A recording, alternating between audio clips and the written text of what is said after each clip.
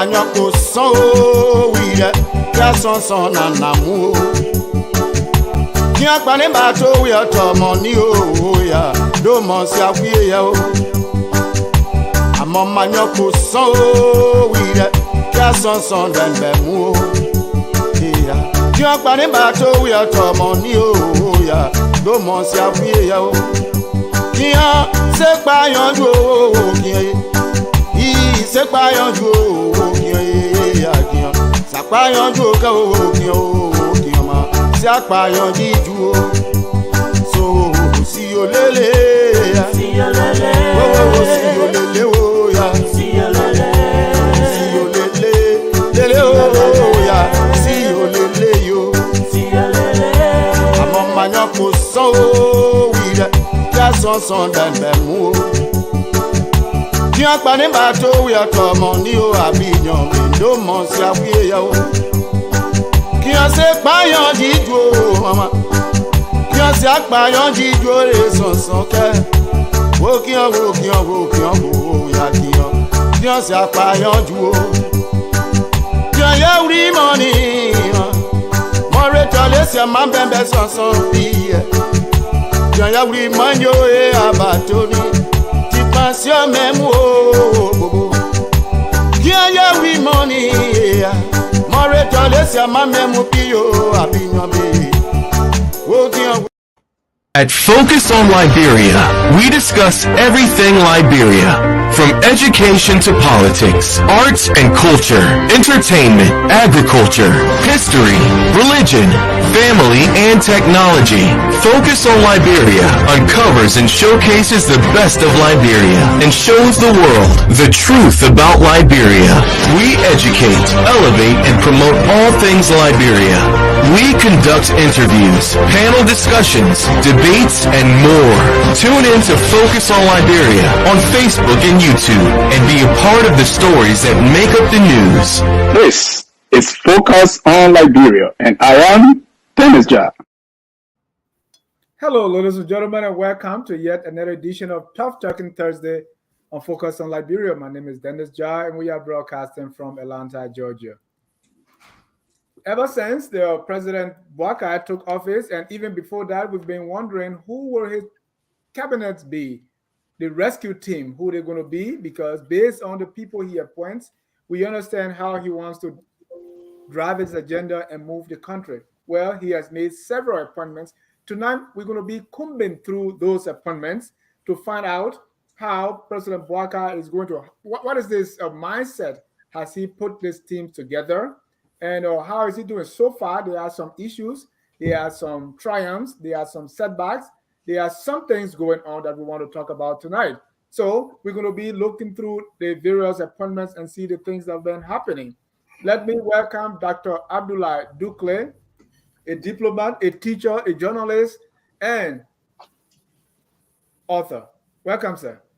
Thank you, sir. Happy to be here. Great. Let me welcome Mr. Michael Patmo joining us from the Midwest. Mr. Patmo, welcome, sir. Thank you so much, Dennis. I'm glad to be here. I always look forward to Tough Talking Thursday, so I'm happy to be here. It's time to talk tough, and there's no time for tabata. Let me welcome Mr. Jimmy Eastman. Welcome, sir. Yeah, I see Manuel Jackson Drugumi. It's a pleasure to be here with you, gentlemen. The scene in Liberia is getting hot, so let's talk about it. Let's talk about it. And we're going to be talking about, when we come through the appointments, we see several things. Few days ago, Mr. Boakai made several appointments, including replacing those that are tenured. So we're going to be take a look at that. We also see that there are reports that some people that were fired for corruption during President Salif's presidency, President Salif and Vice President Boakai's administration, those people are being brought back into government. What is President Boakai looking at? We also look at this issue where a name appeared for Deputy Minister of Health on the names that were published. It happens that we are hearing that was a mistake. Somebody surreptitiously sneak that name in, and the president doesn't like it. What's going on here? And if you look at the entire way that the government is being set up, is there some sort of power sharing government that you say, okay, during the war, is it Ulimo K, you have finance ministry, so fine anybody. Ulimo J, you have commerce ministry, fine anybody. Is there something like that we're seeing? That's why I call it power sharing. And President Boakai also, commissioned the whole group that's going to be working, giving them orders, say, hey, everybody declare your asset. And looking at everything else, we're going to say, what's the way forward? What are your suggestions? That's how I want us to begin tonight. We want to welcome all our viewers from across the globe. If it is Thursday, it's Tough Talking Thursday. Before we begin, I know you've been reading the news. Besides what we have outlined to talk about, just as a way of introduction, what interests you this week? Let me start with Jimmy. Oh, well, tell you the truth, these appointments have been very interesting because it's telling a story. And we haven't gotten into it, so I don't want to delve in it, but it is revealing the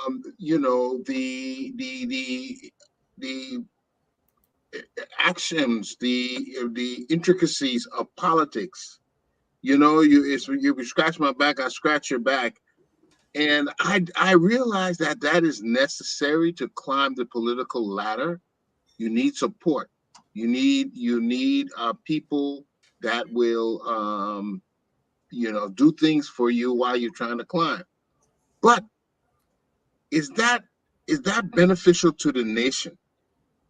So is it that we have given our nation to people who into politicians, and politicians don't necessarily solve our problems?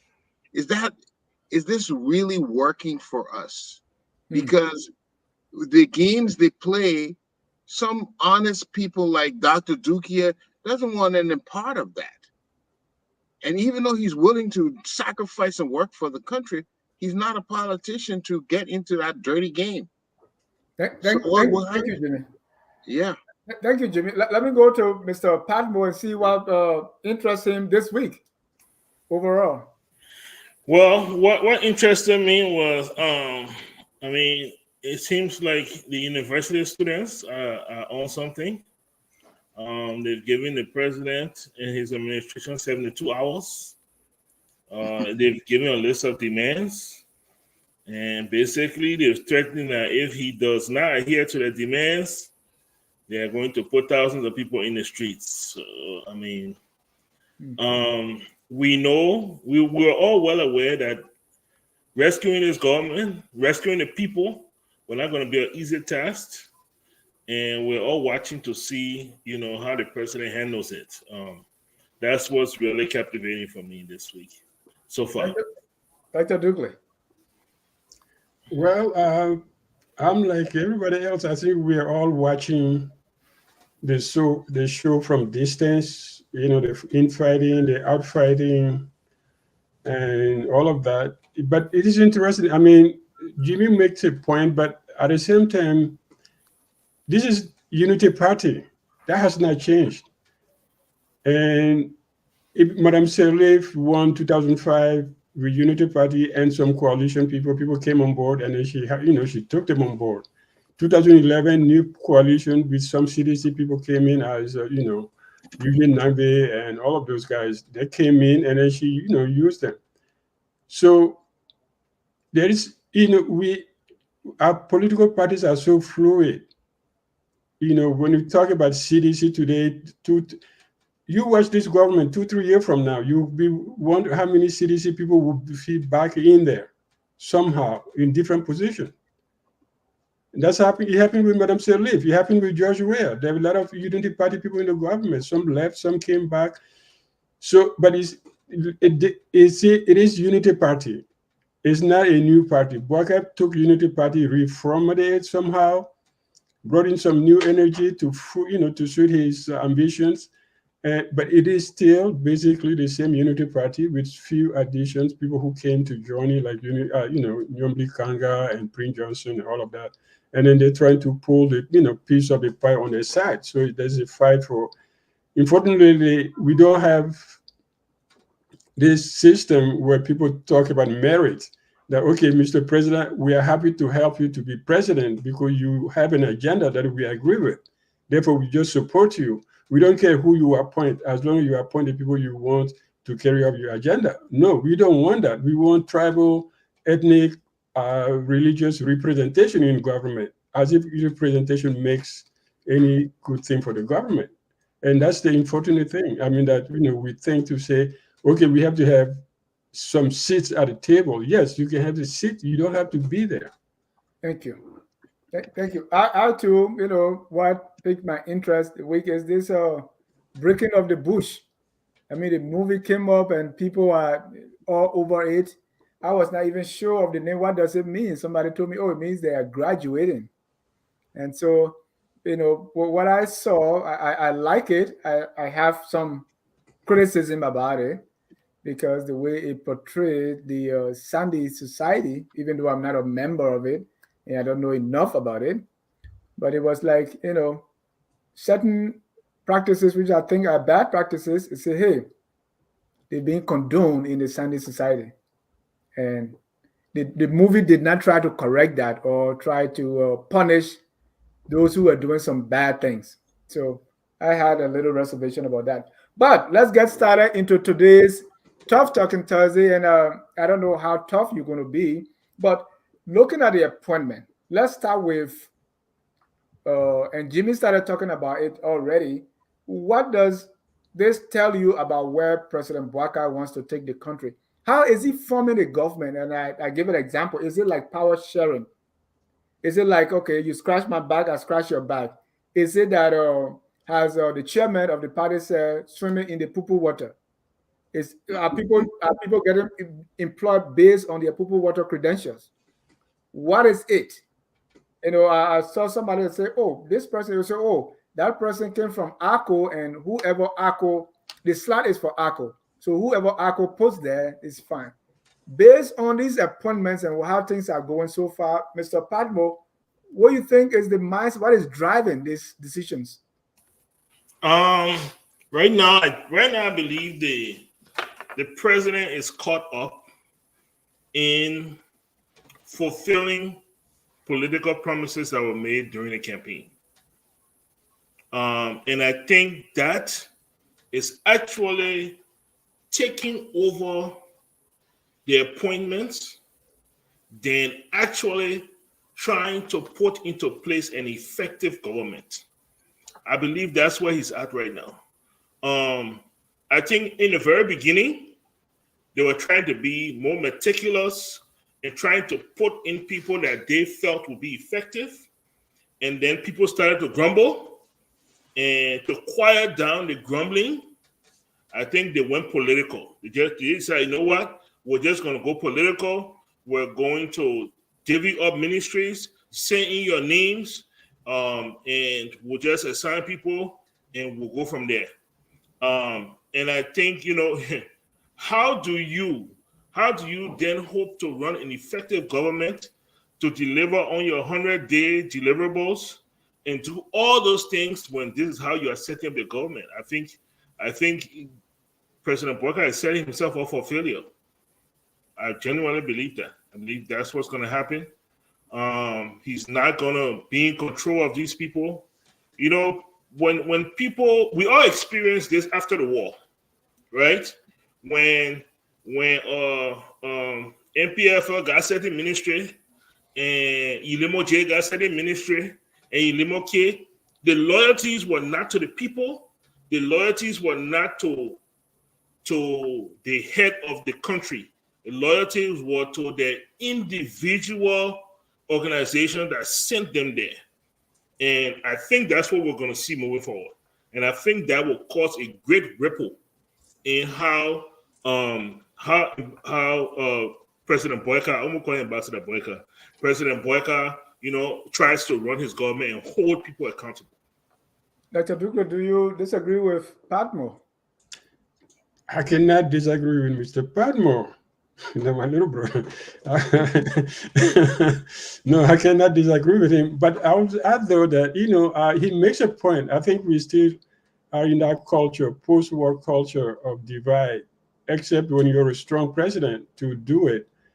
Unfortunately, I think Boakai in that sense differs from Madame Sirleaf and even Weah. Weah pretty much appointed who he wanted. He didn't care about coalition or anything. People just, either you took it or you didn't take it.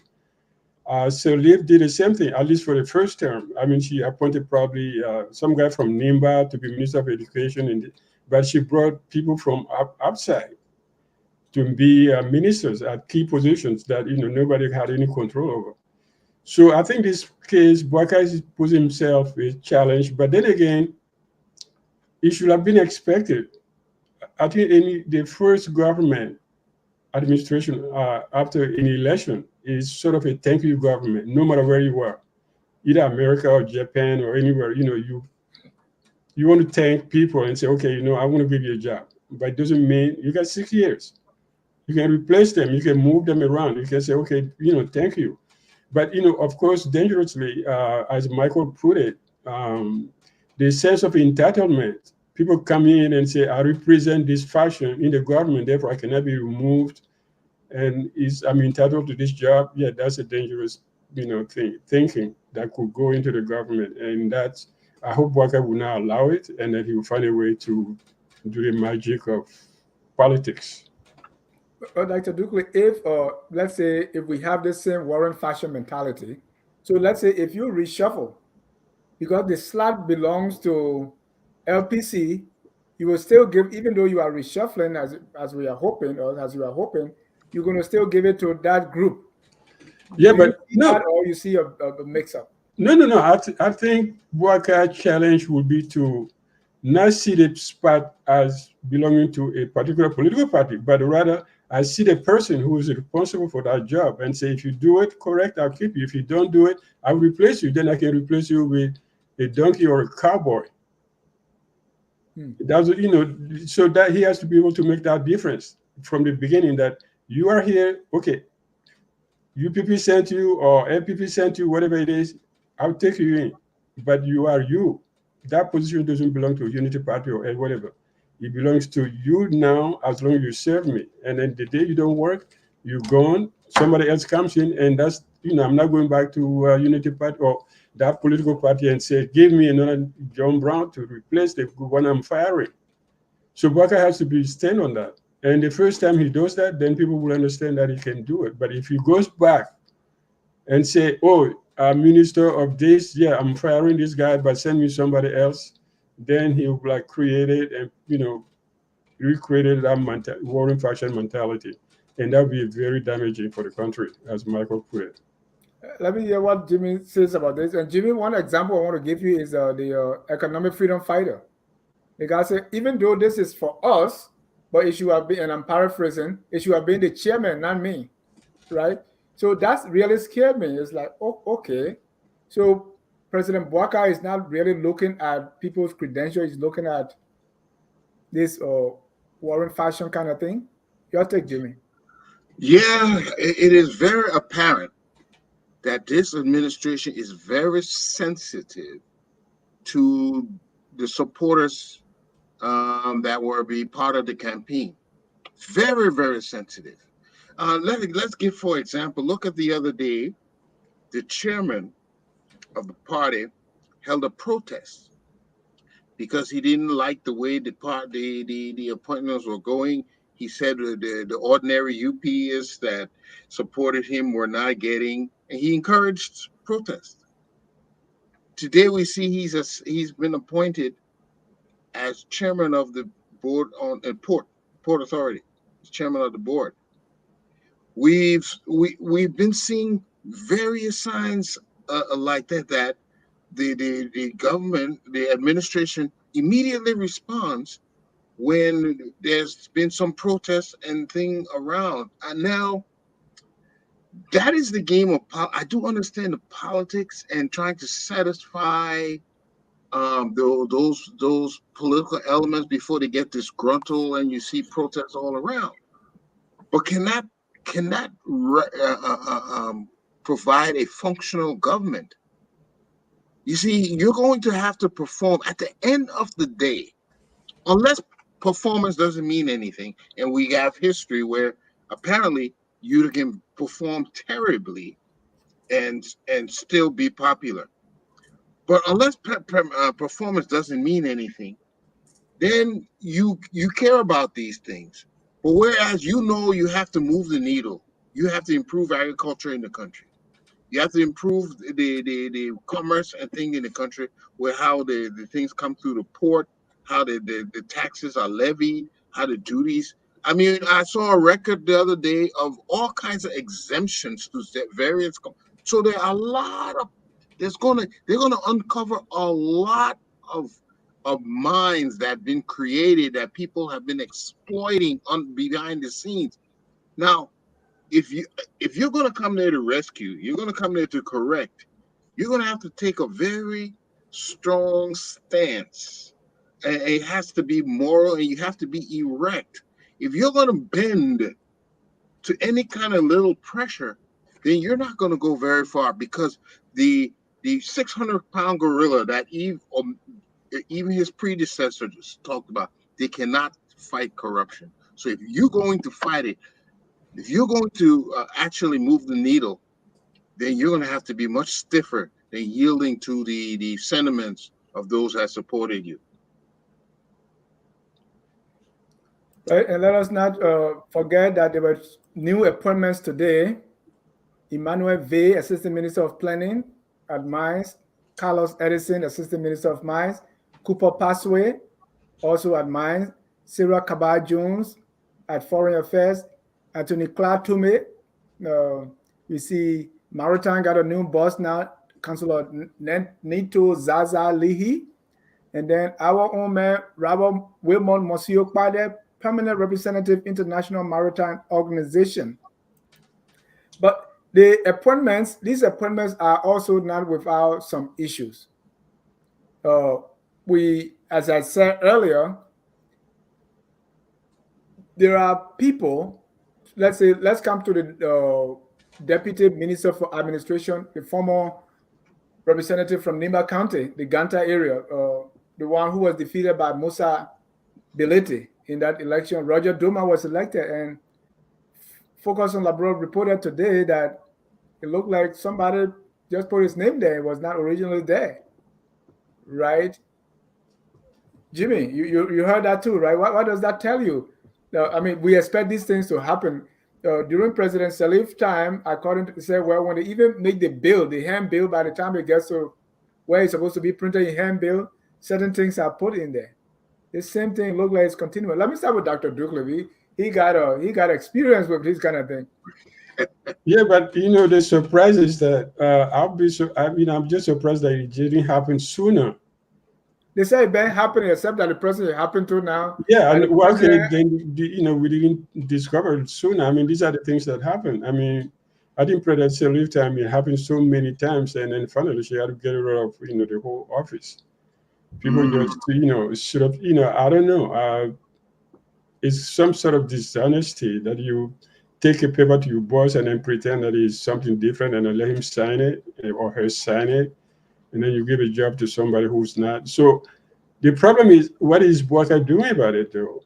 Right. He's wanting to find out, because that's a very dangerous thing. If somebody can replace somebody's name on a paper appointment, that person cannot be trusted with running president.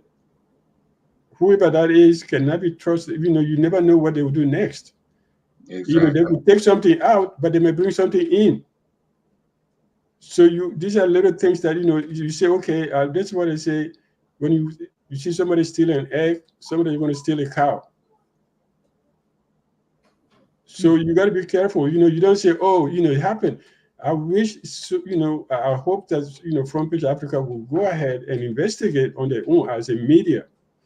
It's something that our media don't do often, which is to investigate as independent media and say, we want to know the truth about this. Who is the person who put our name there? And how is that person still working the mansion? Why there's no call for investigation or no call for dismissal, whatever, So I think the problem is there. That's not, I know it's going to happen, but it's what you do after you find out that it happened. People will cheat, they'll lie, especially around the president. Jimmy, does this Yeah. does this scare you, or is it something? I mean, I wouldn't say that the way Dr. Douglas, you've seen it before, but I was really shocked. And according to the reports, fingers were being pointed at the Deputy Minister for Administration at the Ministry of State, Attorney Cornelio Crack Tupa. Scary stuff, isn't it? I think so. I think that is something that definitely needs to be corrected as soon as possible. But that is one thing. But let's look at the legitimate appointments. For instance, Mr. Pei, who was running against Sir Joseph in the for senator for Montserrat County, was appointed Minister of Lands and Mines. No lands, mines and energy. Oh, I'm sorry. Mines and energy. Now I want to tell you, that job is one of the most important jobs in our country. Why? Because we've been seeing these concessions. They all need to be revisited. We are not getting the most out of it. And it requires not just industry expertise, negotiating expertise, legal expertise. You need a very seasoned negotiator and manager in that type of position, who is well acquainted with the energy industry and the mining industry. Now, I could see Mr. Pig going to internal government because he looks like somebody who has been dealing with people and government affairs on the local level.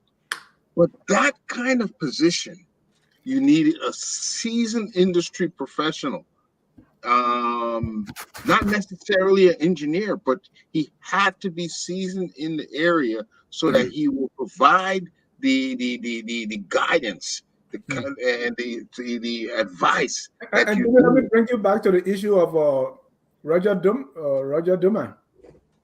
I don't know whether you got my question. Well, I understand. Mm-hmm.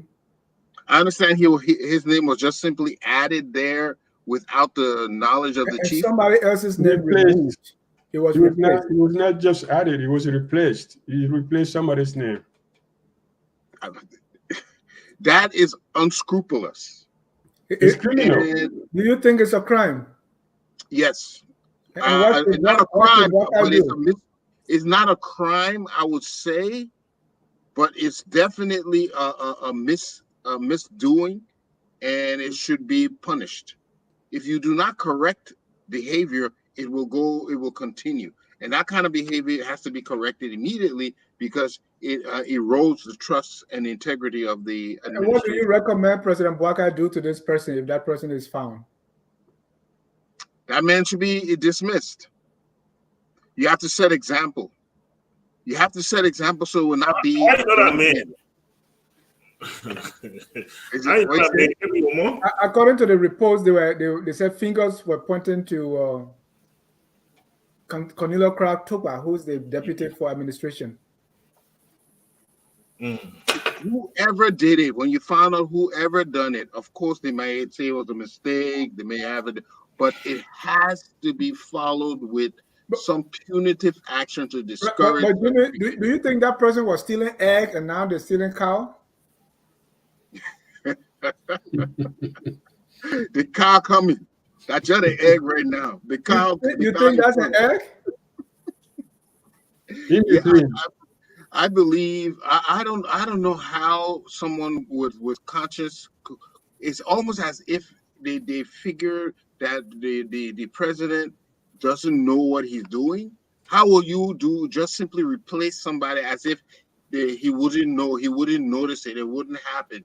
I think that tells it's a lot of telltale stories.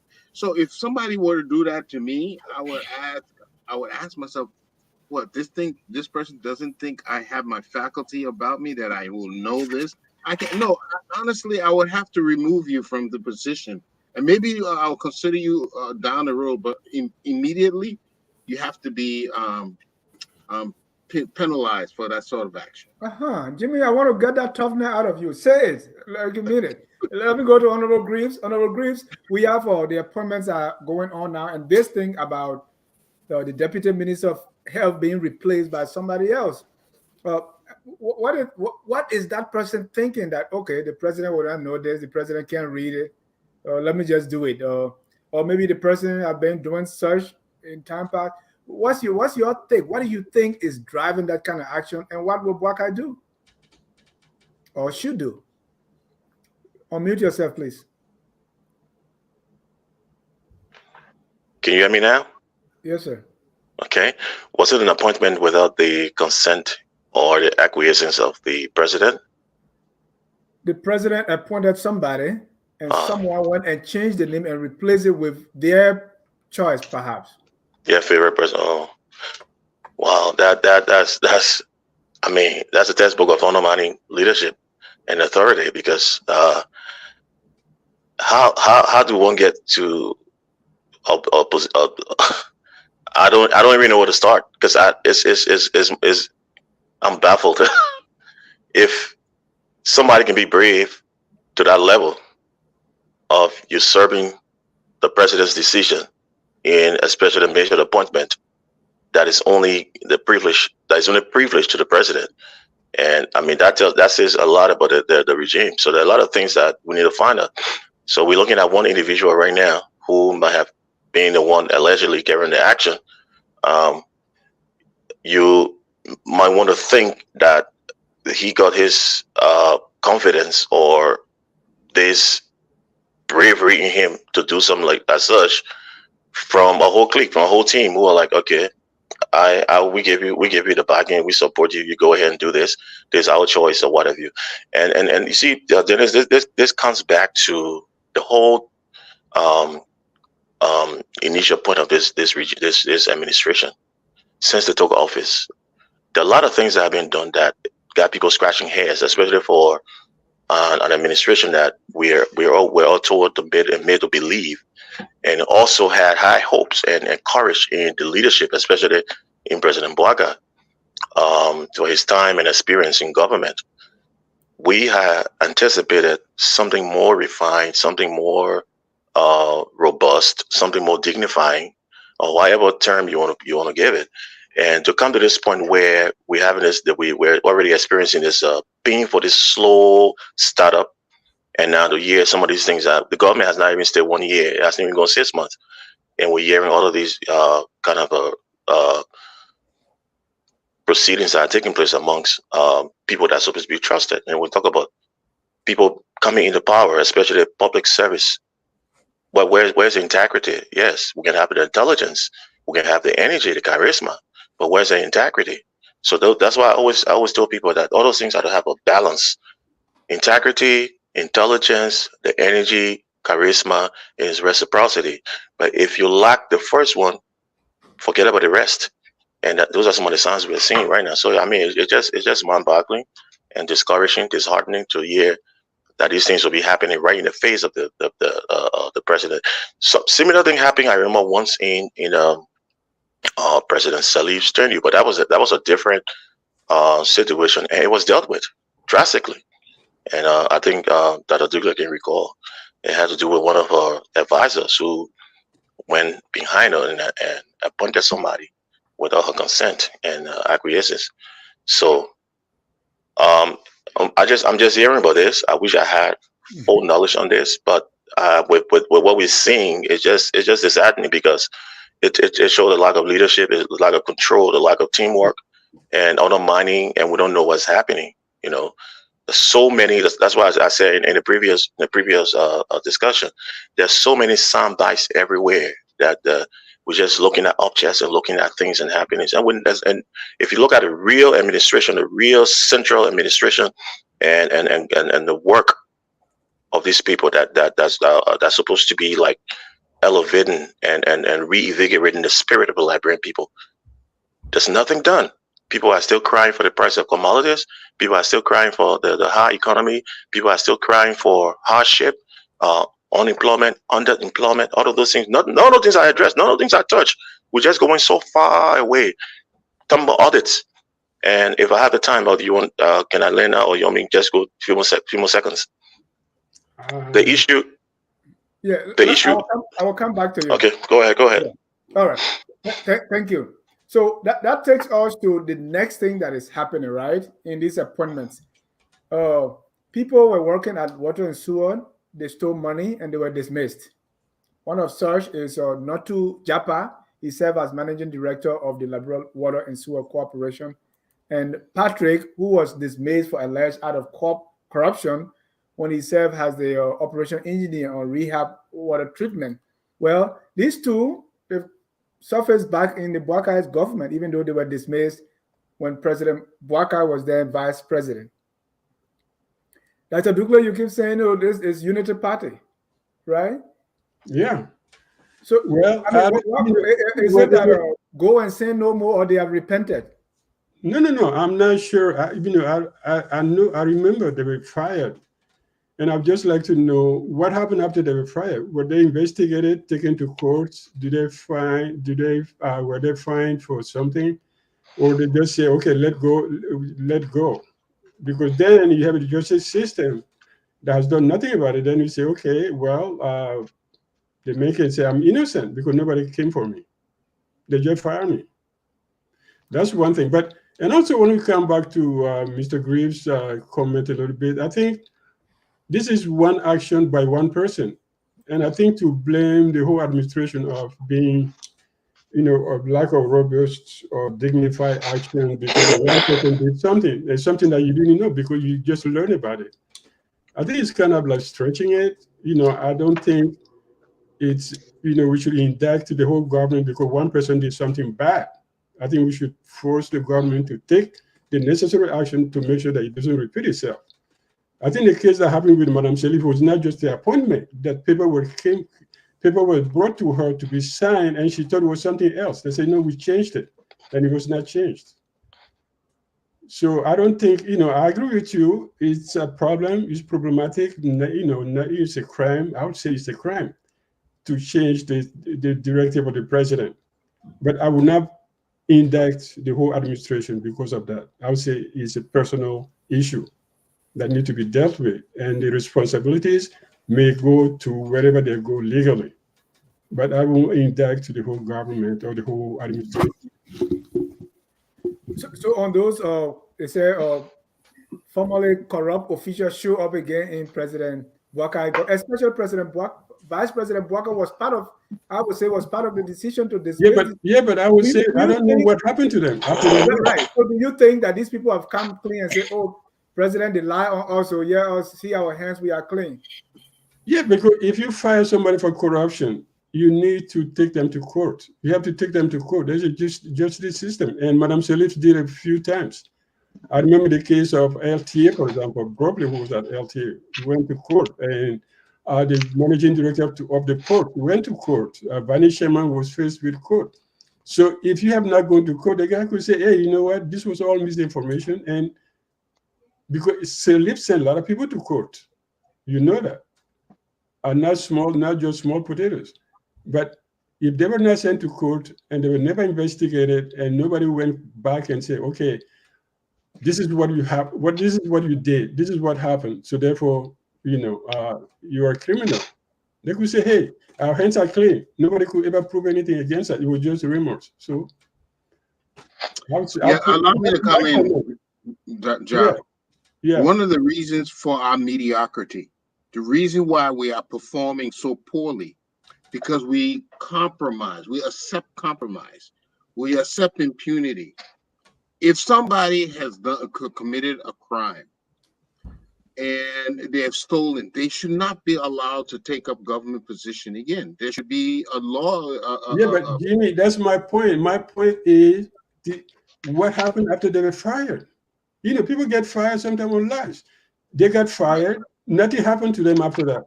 But we know other people got fired from NPA, from LTA, even from Minister of Lands who went to court, who had to go clear their name in court.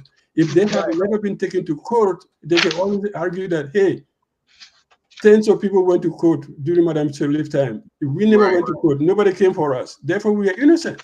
Right. So now, And that's the point, because President Boakai is talking about impunity. So if these people did not go to court, let's assume they did not go to court, a way to show that they are clean. In my hometown, you got to taste sasewu. When you vomit sasewu, then you have a clean bill of right? So if they were fired for corruption and they didn't go to court to bring court paper that we are now clean, then why would he bring them back? You don't know if they did that. You don't know you don't know the basis of the hiring. Right, we don't know. Okay. What do you think President Boakai would look at before hiring people that were dismissed? Well, man, I don't know the mayor. I don't know the mayor. I don't know. Oh, you know this people. You work with these people, you know. No. I don't know. Politics people have many reasons to do things. You could say, hey, they say the president listens always to the last person they want to hear from. Mm-hmm. So Jimmy, and your thoughts? Yeah. So you see, you can clearly see that people are beginning to find ways to take advantage. You know what? That's what people do. They find way around you. So you have to always put a system in. Right now, the president needs a system. They're supposed to be. He needs his inner circle should not be more than 3 people, of the maximum 4. And have each one of them responsible for a certain area. So all these appointments, if he doesn't remember, the person who's responsible for appointments should know it, because he doesn't have to remember.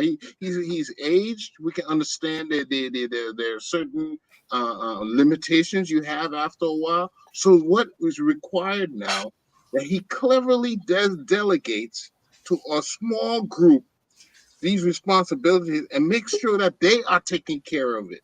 Yeah, this sort of thing, if it might have slipped me, but if it slipped you who are put in charge of appointments, then we got a problem. Okay, so he right now, I'm sure if he's not already, he should be forming a little tight-knit system that none of these things can get by him, because he has that group that responsible for certain things. And anytime somebody tries something like this, and I think he should include the VP in this, because the VP is his immediate successor. So he should include the VP in this tight-knit group. But he needs to employ a system that these people will not get away with stuff like this. That's how you do it. And Michael is laughing, so I'll save you for life. Let me go to Honorable Grease. Honorable Grease. Yeah, that Grease stuff. Yeah, Honorable Grease. So definitely these people will go to this before the Senate, right? And we've seen time after time when they go to the Senate, these questions don't come up. Look at the question when they question the credential of now Minister Sarah Beslo Yanti, it didn't come up. There was this thing with the Internal Affairs Minister designate talking about killing people and claiming to be a rebel. And when he went, they said, well, let's see, go and bring out proof that you retracted that statement. So now, do you think, and you defended the issue, you say, well, this is maybe it's street talk, so they shouldn't ask. What do you think the Senate is going to do about this one? So the problem here, Dennis, is that we have a lot of issues when it comes to corruption. We're sometimes not very sincere to this fight against corruption, because there are many factors that are involved. And like I said a while ago, corruption is a multifaceted issue layer. You got to do a deep dive to have a deep analysis of what the corruption, what was the corrupt act, who was responsible, how did it got carried out, who accused whom. So those are some of the problems we have. Now, this whole thing about the media, now we have technology, we have internet, we have all of these things, our assets right now, that John Brown, Peter Paul, I can just get on the air and accuse the next person of corruption without substantiating those facts or those claims. And all I'm doing, like I always use the word soundbites. Most of the things we do in government nowadays is soundbites. I want to have it in the media. I'm gonna have vengeance against that person. We might be insufferable to each other, and I want to destroy that person. I do not care about the court proceedings. I do not care about the aftermath. What I care about is tarnishing his reputation in the public square. So when I go look in government, and I'm talking from experience, right, and my perspective, when when two officials because they were dismissed for corruption, so it was not sound bites, right? if you're dismissed for corruption, that's what I'm getting to. Because if you're dismissed for corruption, and you're not given a fair trial, your hearing through a competent court of jurisdiction, taken to the court of law or what have you, to prove what the cases were and have a verdict against you, that's a different situation. So most time that somebody said what the case we don't get followed up. That's what I was coming to, because most of the time it's if you hear the opposition accusing an official in government of certain things and getting detailed facts, it's somebody in that government who is almost like envying that person or what have you for some other reason, who is leaking that information to the opposition, and they all laugh together, what have you. So these are so many things that happen. But we don't look behind the curtain. We only hear the news, we hear the names of people published in the media, and then we go with it. So in this, there'll be it varies. There are sometimes, there are true corruption issues, and sometimes, many times, I will tell you, it's just mere envy, or sometimes gossip, or somebody trying to destroy the next person, trying to put in a stranglehold or put in a position where they can destroy your image. And they don't care about follow up because they believe they'll follow up, they won't have the facts to substantiate those claims. But what they care about, the news media has already taken it, it's already broadcasted. That's all they're concerned about. So that would be one of the issues. Go ahead. No, I'm listening. So that's why I was coming to this whole thing of audit. When we hear audit, somebody said, "Oh, our country is so mediocre because we are kind of like resistant to audit." Just to side brush a little bit. Audit is not something that is done that is politicized. Audit is not something for the public to talk about or to pressure to be put in the government. Audit is something that is done seamlessly. If we are working in international organizations and institutions, we know audits are conducted periodically. More than audit, they have evaluations. Like with the United Nations, they have business transformation and accountability offices. Then they have internal audit. Then they have the international audit, or external audit that come in and check on the internal auditing team. All those things are done seamlessly with all noise. But when we use it as a pressure again and for our opposition, our political leaders, to carry an audit because we want audits done on this place because they come with different perceived thinking, and that's why we all get charade, and it becomes a psyop, it's pseudo. When you hear the government under the pressure talking about auditing, and I mentioned this, and somebody raises when I was in a little chat room, and somebody asked me the question, and I clarified, and they said, "Oh, we didn't see it that way." When I mentioned I think it was on the program that it made no sense to audit, especially at this time when people are hurting. When there's hardship out there, when the economy is struggling, it makes no sense to take the taxpayers' money to focus on places like NSA, on EPS to audit. It makes no sense. It makes no impact. It's like in America, we're crying for inflation and taxes, high taxes and what have you, and the government say we're gonna audit FBI or audit the CIA. How does it help the situation? Honorable, let me bring you back to the two individuals, Notu Japa and Patrick Sandike. What do you think? So you were saying President Boakai is bringing them back because maybe they lie on them? If you go to the detail of the case, you never know what they might have found out. That's in the news circle, in the public square, or public discourse, that these people are corrupt, that they XYZ. These people were not tried. They were not given a chance. The due process, some will call due process. No matter how you might hit the person or elect the person, I do not know these individuals, so I'm not talking on behalf, but I'm giving from experience. If these people were not tried in court, would it make sense for President Boakai to put them through the legal system before bringing them back into government, or just he doesn't have to do that. He just had to go through the case and find out why they were accused, who accused them, and what were the issues. Were there facts? Were there substantiated claims against them at the time? If not, then that's it. If there were claims and he want to clear them, then he can go through the court procedure. But if there's no further substance, don't waste that time. It could be for any reason, many reasons. You know what? Can I just 10 seconds? I think, before somebody else comes in, as we're talking about audit, I think he just raised a point that, I really think, I agree with him totally on that. Auditing a system from one administration to another one is supposed to be a seamless process because you have an institution like GAC, you have internal audits. So I think sometimes, now it seems like people may be using it as a political, not, no, not witch hunt. Witch hunt is like, you go, they go with you, they go find you. But no, not, it's intimidation kind of, sort of intimidative move. And it doesn't sound very good. Audit is going on every day. All you have to do, go find the files. They're there. Yeah. Every institution you have internal audit that works independently from management of every institution, and they work pretty good. And I think the government should, focus on other things than say, investigate this, investigate that. Just go, look at the files, let the people take their seats, look what you have, decide where you want to go and see what was left behind, and then you decide, is this something we need to investigate, or is this something you could just let go? Because sometimes you just say, okay, let it go.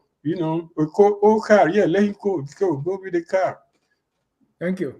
It happens. I'm listening to my fellow panelists here, and the only question that keep going in my head is it forced? No. We have a country of 5.2 million people. Is it forced? No. Serious thing.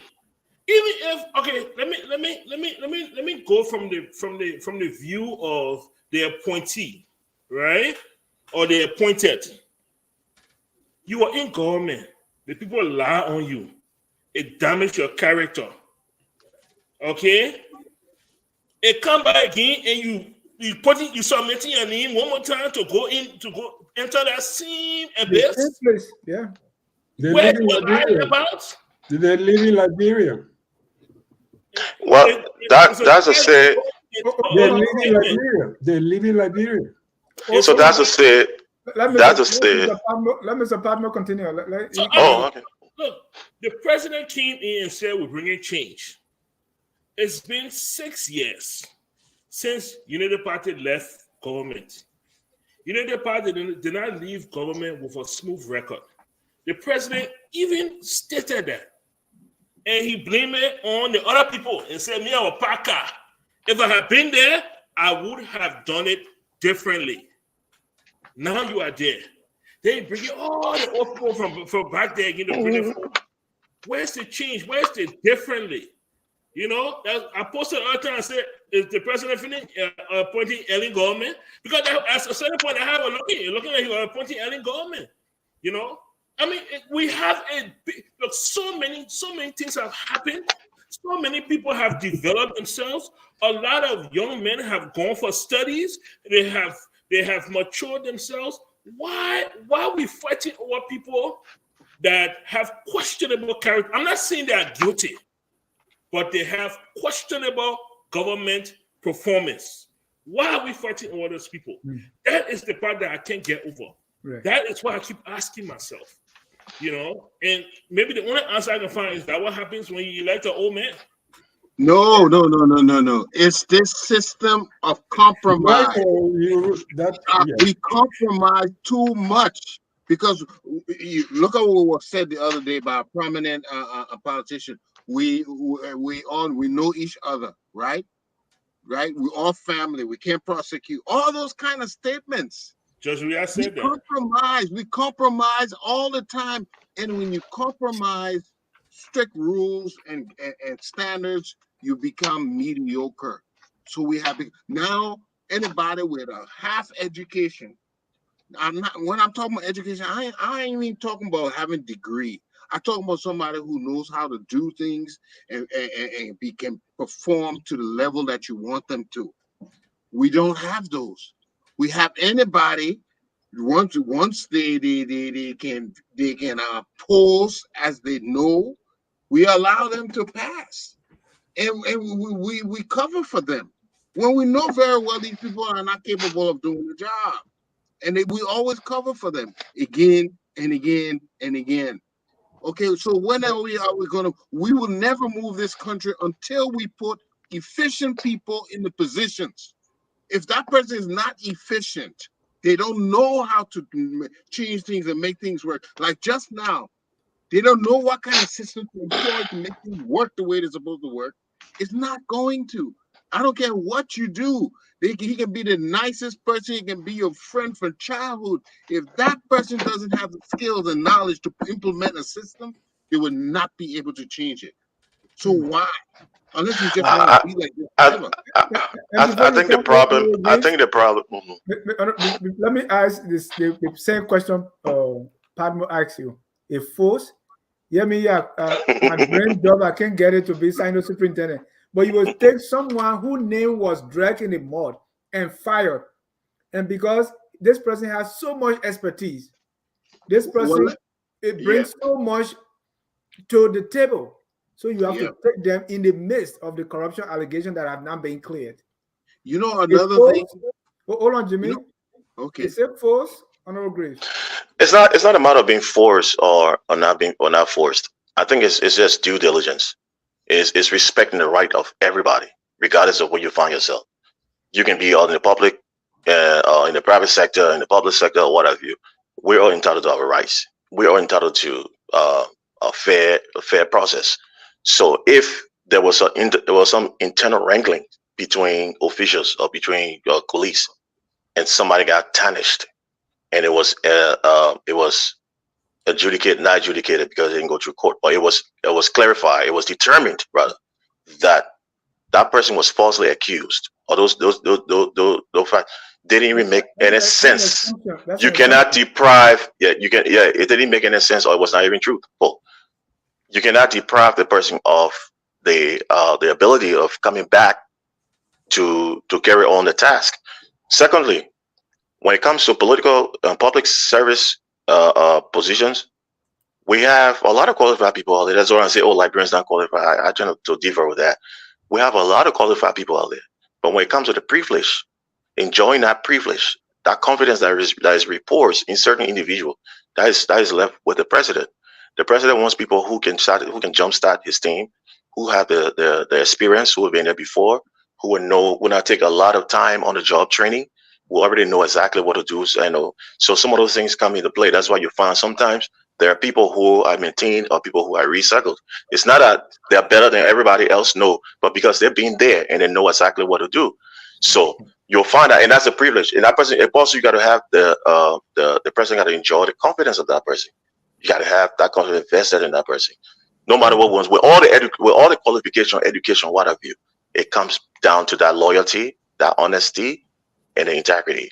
So this individual might have been, maybe we have heard his name in the media. And I don't know much about the story, but I can tell you that's from broader issue. It's like you're making light of it. The person was fired for corruption, right? You were saying that if this was just rumor and then it just went somewhere. I'm giving you an experience. Diligence before firing this person. Yeah, but I think you probably digging too much into it. I mean, why the president has to go say, okay, you were fired. Somebody else was fired for corruption action that was never proven. And remember them say leave 2 people to court. Why didn't she take them to court? Why Dennis, there are people who letters are come with a green letter. We call it the green letter. There are people who green letter have arrived to, right? You're dismissed or you're appointed with signature on it. I won't go into detail. And those signatures, where they came from, how it was manufactured on those documents, on that green letter with a seal, it was a mystery. So let me just tell you that much. So those are some of the things that happen. If anybody, any credible case of somebody being corrupt and fired and dismissed, that person will be tried. That person, the verdict will come down. Either that person was guilty or not guilty. That follow up will go through. If you see it not going through, not follow up, it means something.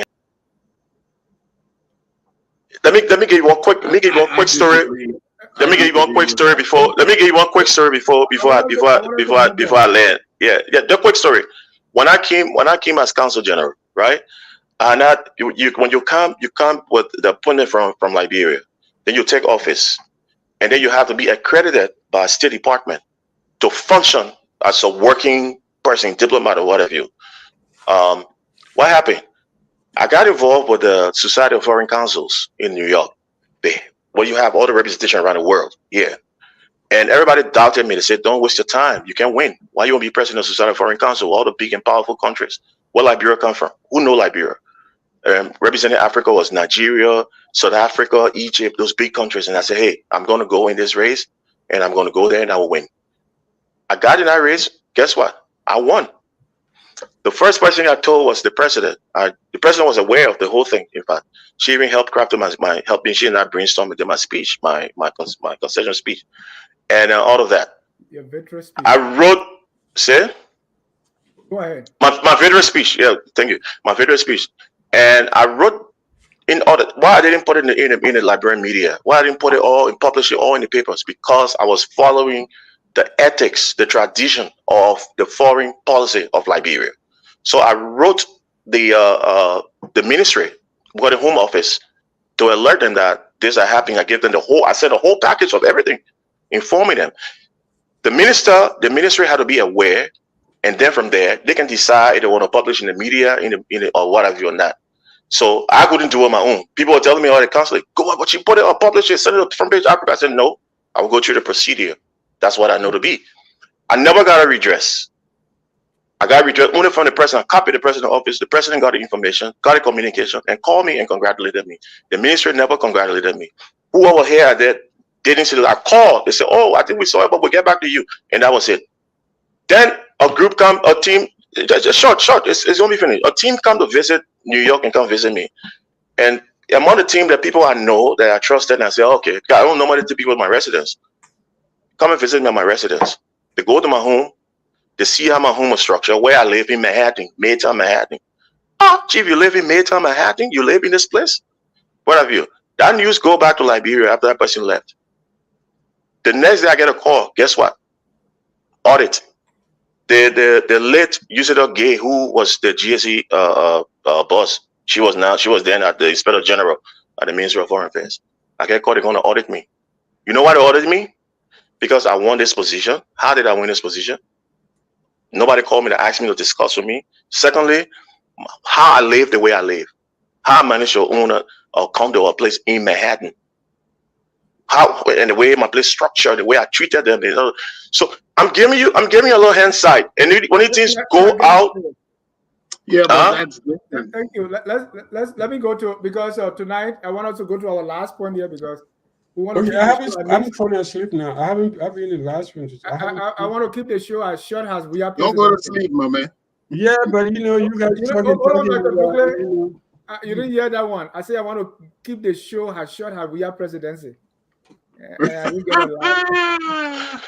gentlemen, I don't. Come on, Dennis. 6 years now, you short. Where you been? That was a joke. But let me go to our last point here. Is about the tenure job. Yeah, I didn't mean to be loquacious though, but this is very important that people get to know, because some people don't really know what happened in government. They get the news. Thank you. So over the week, President Boakai appointed people in positions that's supposed to be tenured. And even yesterday we had a show. So like the LTA, that's tenure, the Governance Commission where Mr. Larry Tokpa was appointed, that's tenure, the National Public Health Institute, that's tenure, the National Lottery. I don't know what's in the lottery here to be tenure. And the National Identification Registry, that's also tenure. So he appointed people, right? And so people are criticizing him, say, well, you don't respect the rule of law because the tenure position means it's tenure. Yesterday, I had a Councillor Jewel, who said, well, the appointing power of the presidency that he gets from the Constitution, a statute cannot stop it. So I want to get your take on this one. And let me start with Honorable Greaves. Can I go first? I haven't spoken for. All right. Yeah. So I like Greaves talking, but let me talk. Okay, you go first on this one, on the tenure. Does No, the but president have the right? last night I did watch your show with the counselor, and I think he made it clear that the president has that prerogative, constitutional prerogative, to appoint anyone to any position at any time. And except, in the cases like the election commission, I think there are some commissions in the constitution that, have that privilege. But the statutes that created these tenures, as the consular said, don't matter because they don't go back to the Constitution. So the appointing power of the president is there. So I think these guys, a lot of I've seen that they're going to court. Yes, they'll go to court, but definitely I don't think they're going to win much. Maybe they get money, some money, and then they retire. But definitely, the president has the right to appoint at any time. And people may say, "Oh, well, in the U.S. they also have it." Yeah, you can fire the chairman of the reserve of the board, but you can force them to resign. You can fire the FBI director, but you can fire them too. So it happens. I think the government comes in, any branch of government that is under the executive is open to the president's pleasure, yeah, at any time. I mean, sometimes may have to compensate the person. That happens. You say, okay, you got 2 more years on your contract. I'm paying you, go, because I want somebody new here. I don't want you. And if you don't want that, the president can fire you for cause. And Dr. Dugler, because these things came up before. So tenure position in the Constitution did not mention tenure. Article 89 said these are autonomous agencies, meaning the GAC, the Election Commission, and Civil Service Agency. Those three. And so maybe being autonomous, maybe that's what people are explaining, or the lawyers are explaining as tenure. But people don't try to fire them, right? But when it comes to these, they were put there under the Joseph Boakai and Ellen Johnson Sirleaf government. And then when no, you're wrong. They were put there during the transition team. The transition put all these things in place. These were a lot of policy. Most of these policies were designed during the transition. Including the GAC and all. Yeah. Which transition? The Ellen transition. Judy Bryan. Oh, Judy Bryan government. Ellen was chair of the governance commission at the time. But a lot of these things were designed under that transition team. That transition, those 2 years, led to these things. So I think maybe on his side, I don't think anybody should be given a job that, except NEC. Besides NEC, GAC, the Supreme Institute of auditing, yes, those two, yes, maybe one, but I don't see what LTA. What does the LTA do? I remember. I don't want to go through a long story, but I remember 9 10. Bropley was chairman of LTA with Lamine Warite and Ruth Japa. They were always fighting. The president did ask me to go talk to them. I spent a week at LTA talking to them. And I came back to her, I said, they're not ready to work together, because they say, unless the guy was fired, they will not work with him. And he was saying, unless they're fired, he will not work with them. So you know what she did? She called them to a meeting in a room. She said, what I heard is that you guys can't agree on. She said, yeah. And she just took a piece of paper, gave 5, pieces of paper to them, and give them a pen and say, I want you handwrite your resignation now before you leave my office, and I'm done. And that's exactly what happened. And they were fired. Say, you want to go to court, go, whatever you want to go. But I don't want you to run LTA. As of today, you're gone. This is a real story. It happened. They wrote a resignation letter right here in her office. What I was trying to say is we are trying to take this to court, and the Unity Party was vehemently against this. What changed? Unity Party, I thought it was Dillon who spoke against it. I remember Dillon speaking against it, that it was lead to dictatorship. Unity Party may have opposed it. I don't know. I'm not Unity Party one. Okay? So I'm not going to defend their policies and their positions and all, but I don't know why they did it, why they didn't do it. Well, politics is what? Interest. Yesterday you say it was black, today you say it's white. And then you say, oh, what happened overnight? The gray came in, and you're in the gray. We all in the gray. So things are happening. I want you to speak to this. Yeah, finish your thought. So, Mr. Padman. No. I was going to say that sometimes there's what we all want to see be done. I mean, I was a student activist. I told Mao, and Mao was a petit bourgeois when I was younger with my dreadlocks and stuff. And not that I changed, but I did. Huh? Who was that? Hold on, Jimmy. Mao Zedong, Mao the Chinese. I thought he was a petit bourgeois. When I was in my youth days, I had dreadlocks. I walked into the class at LU. I said, "I'm your teacher." They said, "Kidding, get out of here." But definitely, when you see governance from inside, it's all about petty things. Those big ideas we discuss and all of that, they're beautiful, they're nice. We want to see everything going right. But it's like somebody doesn't have money, there's no car running, electricity not someplace, somebody coming to visit you, some ambassador coming with a complaint, your embassy someplace is shut down because they don't have the bill. That's what the president do all day. Believe it or not. Really, that's what they do. Thank you. Every person they see brings a problem. Yeah. Every person you see brings your problem. Mr. Padmo.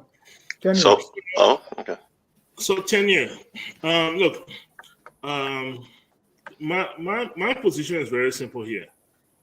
If there's a statute, there's a reason. If we're going to ignore the statute, then let's take away the statute. We can't say we have a statute in place, but the president can ignore the law. No, what are we setting? I mean, as a civilized society, what kind of precedent are we setting? So how far, you see, everything about this is on a slippery slope. Today we are talking about tenure position. What is the next thing that the president is going to violate? And then we are going to find another excuse for it. According to the law, the law states that as you take office, you declare an asset. The president took as much time as he wanted to. Now, nothing happened. He's moving on to the next thing. I'm just going to replace people who are tenured. No. Look, there's a reason why people are tenured. It is an understanding of a tenure position. If I accept a tenure position, I accept it with an expectation. And that expectation is that I do not work at the will and pleasure of the president. I don't. And I have the law to back me. Now we're saying, oh, no, let's just ignore the law. Since it's not in our Constitution, then why we have statutes? Let's just throw a whole statute book aside and we just look at the Constitution. There's a reason why the statutes are based. There's a reason why they were made. And it's an expectation that every single Liberian will follow those things. Look, people are watching the president closely. The president is going to be the one that is going to set the pace. If the president sets a pace of being the one that ignores the law, people will follow. You can't ignore the law and then expect the rest of your government to follow the law. You can't ignore the law and then expect we, who the common people, to follow the law. It doesn't work that way. You have to set the pace. You have to set the precedent. And that's what we're looking to the president to do. If you don't like these people, you don't want these people, so bad. The law says they have to be there until you can find a justified reason to fire them. If you don't find a justified reason to fire them, then you work with them. They are Liberians. They're Liberians. They're not aliens. Work with them. Now, if 6 months, a year down the road, that you feel like, no, these people are not catching up, they're not going according to what I'm asking them to be done, now you have a reason. But you don't walk in the place, 30 days later, you're just replacing people from all over the place. I think it's a recipe for chaos. I think he's setting a very, very, very bad precedent. Because what this is telling every government coming after Unity Party government is that when you come, ignore the law, sweep everybody, and put your own people in place, and to hell with everything. And if we start down that road, where does it end? Where does it end? Yeah, but Michael, that happened in the last government too. In 2020. So can somebody else come in now? So yeah. No, I'm just asking. Go ahead, Mr. Freeze. What do you think the intention? Because so far we have not heard from President Boakai why he did it. What are your thoughts? So that's the public appearance that is given out there, like my colleague just spoke about, and he put it so succinctly. The lack of strategic discipline in leadership creates an appearance of self-indulgence and short-sightedness. And we have crossed that stage. We have come so far. One of the things I remember President Salih thought about in her transformation agenda and Vision 2020 was to reform and our justice system so that we can be able to accumulate peace through the justice system and fairness. Now, when it comes to tenure and these positions and what have you, I think I heard that Abdul say, "Why it's the privilege of the president?" No, it's not the privilege of the president. It's the privilege of the president when there's availability. But when that post is occupied, we all, and the leadership starts with the top. We all should give respect to those policy issues. Some of them will be constitutional, some might not be, but they are statutory. They are strong. They are policy. They are issues that the leadership has to follow through on. And those people occupying those posts have the rights, due process rights. There's something called due process rights. So the lawyer that came up and said the president had a right to dismiss them, I think he's missing the point, and I can debate that with him. The president does not have the privilege to dismiss any tenure post. The president will only the privilege the president has is public service. That is the cabinet, autonomous agencies, all not on a tenure status. Now, what happened is that the privilege. Let me land my man. The privilege was taken away from these places so that these people can work without being molested, can work without being interfered with, because those are areas that we trusted. We say, wait, we want to keep consistency. We don't want any interruption or what have you. That's why they were giving. The privilege of the president can get appointed today, tomorrow, and have you dismissed. That's a privilege. That's in public service. Now, why are these people, why should happen? There should be cause for misconduct or corruption, but it should be proven. There should be hearings, and these people should be subjected to these hearings. It should be transparent, and the evidence or what have you should be presented henceforth to the hearings. That because of this reason, we are ending your tenure status because we found out that we investigate and found out you have misconduct and what have you. But you don't just come up and just dismiss them without that is an abuse of the rights. That taking due process from them. There should be a hearing, and there should be evidentiary evidence provided forth to those hearings. These are the reasons what have you. It should be transparent. So that's why if that was done, I was wrong. I can tell you. I mean that's just no way to sugarcoat this, and this affects our country because you just coming in, people have to sit in, having even got the office straightened up, having even known the staff in the office, and we're hearing all these wrangling and running. I mean, I don't think it's wise now at this time for this government. It goes back to leadership. Thank you. Ladies and gentlemen, if you're just joining us, this is Tough Talking Thursday. We're discussing the Boakai appointments. We're combing through the appointments and we're seeing some things, some good, some bad. If you want to join the conversation, please call the number that's on your screen, 605-313-6004. The code is 791-403#. Let me go to Jimmy on this tenure issue. Yeah. You know, over my several decades of corporate management, I've seen this before. Sometimes we make rules and regulations when we find a situation we want to control or something getting out of the way. So we make these policies to address this situation. And after years and years, people forget why we made the policy and we don't think it applies anymore. It is clear that these policies were instituted either to insulate these heads from politics, or to be able to have a continuum of a structure or a goal that is being trying to achieve. Okay, so if people in these positions, if they're going to be political, then it negates the whole purpose of insulating them from politics.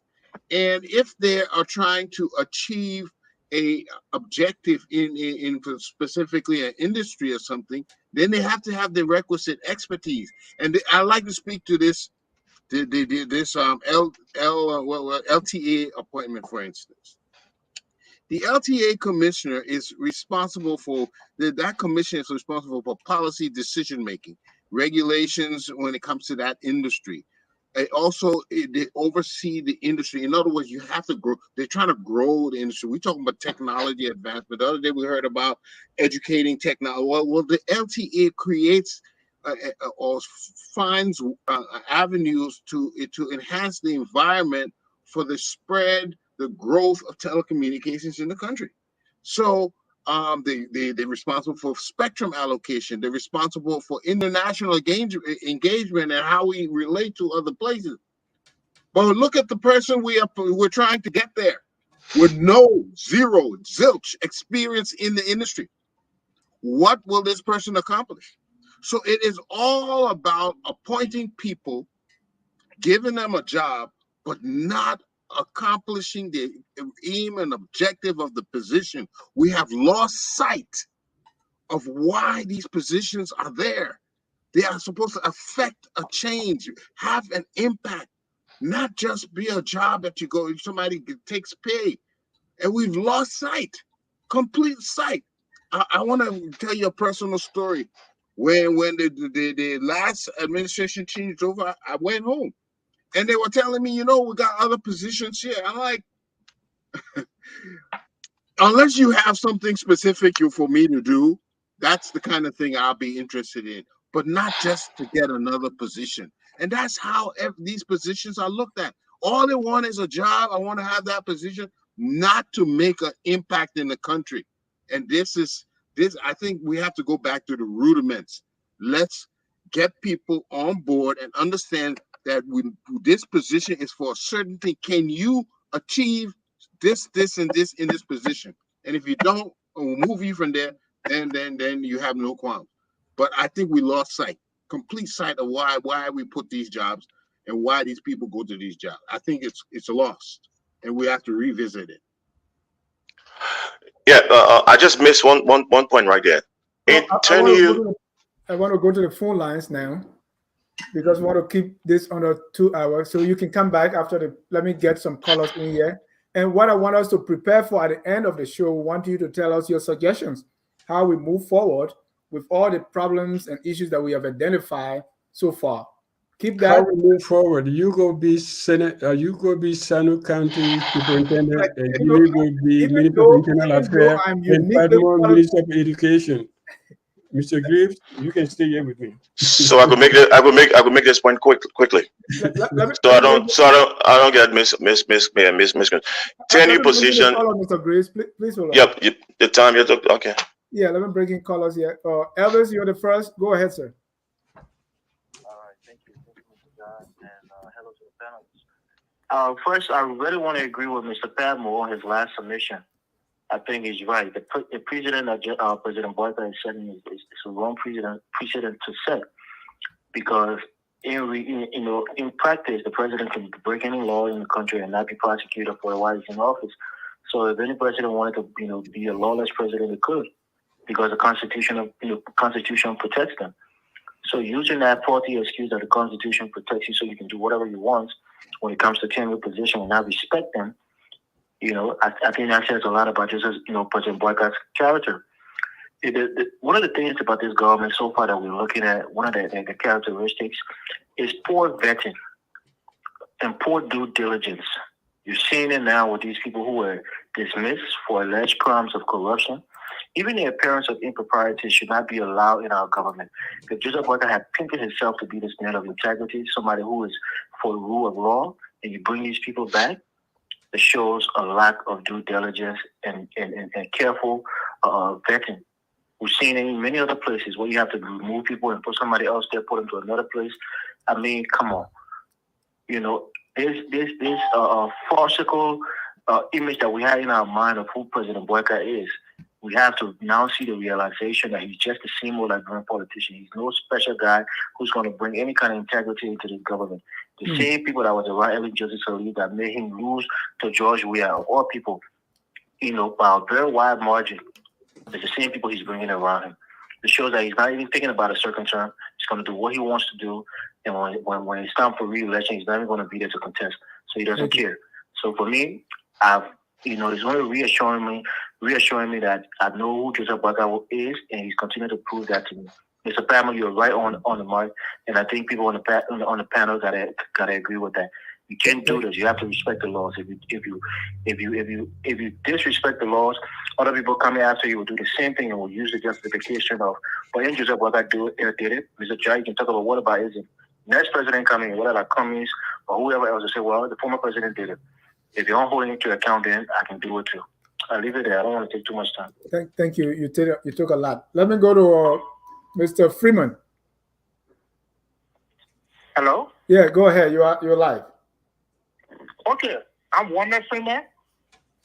And I want to talk about, because I think you said you talked to a lawyer and he said that the Constitution overrides the statute. And I'm a lawyer. What I want to say is that information is not necessarily correct. All laws are supposed to be obeyed, whether they are regulations, whether they are statute, or they are constitution. Constitutional, yeah. The only time the Constitution supersedes is when there is a contradiction. And that's what he said. Go ahead. Well, there's no contradiction there because at the end of the day, those statutes were passed in a legal way and they were passed by the Liberian legislature, so they are law. So here's the contradiction he said. The contradiction is Article, I think, from 54 to 56 say the president has the right to appoint. So if you make a statute that says, president, you can't appoint this one, then that's a contradiction. Go ahead. No, that's not what I mean by contradiction under the law. It means that the issue went to the court and the court had to decide.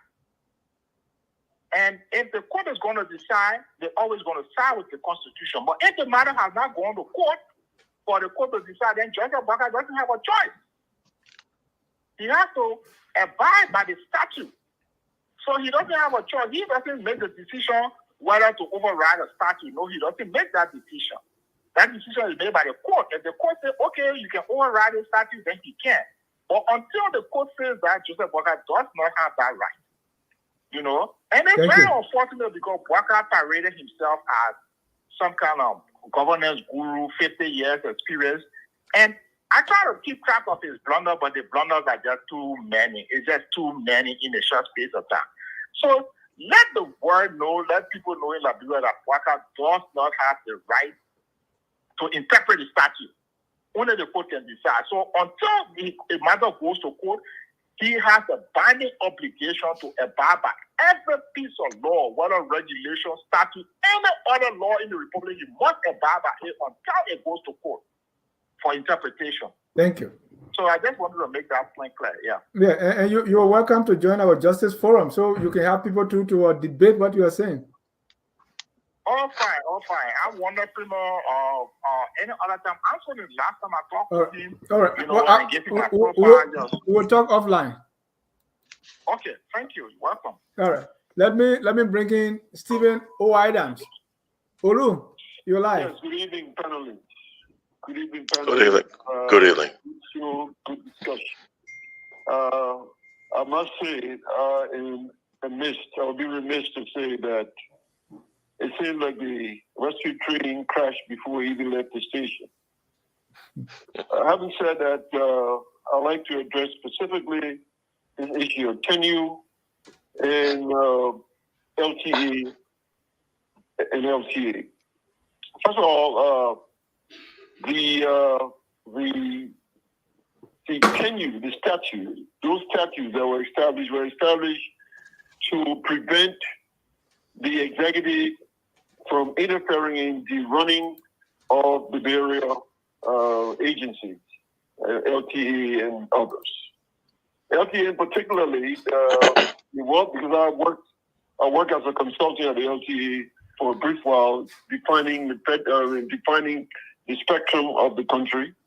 I left my job and went down there to work to assist mapping of the spectrum. Now, what happened was the government and the people of Liberia should not have been shunning by appointing people that were not qualified to run the sector. What has happened, even during the early time, was that they appointed people on a gratuitous basis that didn't have any, didn't have the ability or the knowledge to run the sector.